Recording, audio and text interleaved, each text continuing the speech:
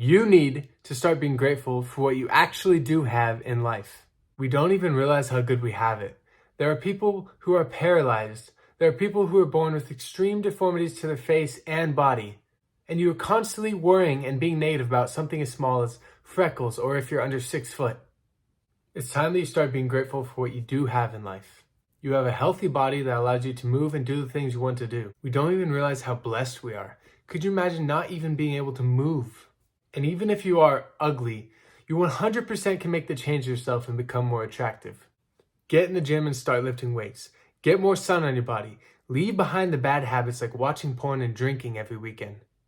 After implementing this, you will watch how quickly you start to become more attractive. You'll feel way more confident in yourself. But the first thing you need to do is start being grateful for what you do have and love yourself.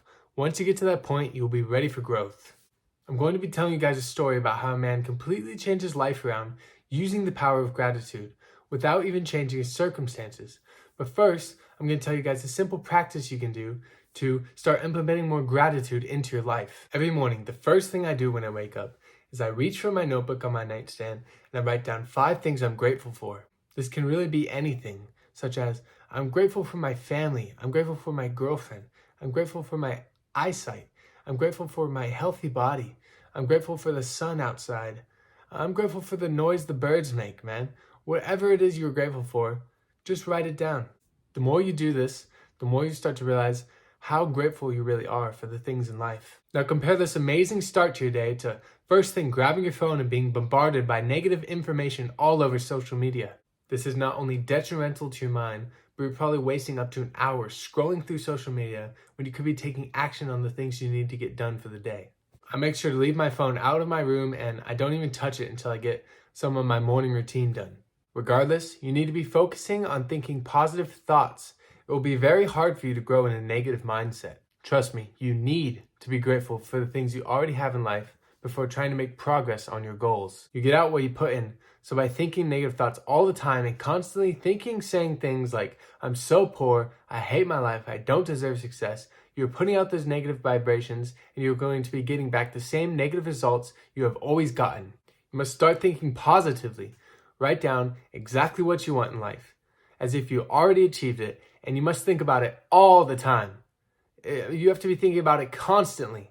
I'm not going to be getting into that in too much detail, but I just wanted to make a good point on some things you should be thinking about throughout the day.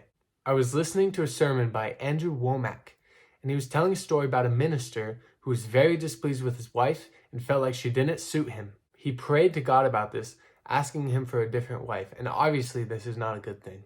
God told the man to praise him for at least one good thing about his wife, and the man said, I can't even think of one good thing about her. And he said, has she not been faithful to you all of these years? And the man said, well, yes, she's always been faithful to me. And the next day, God told the man to praise him for another thing. And he said, I can't think of one good thing.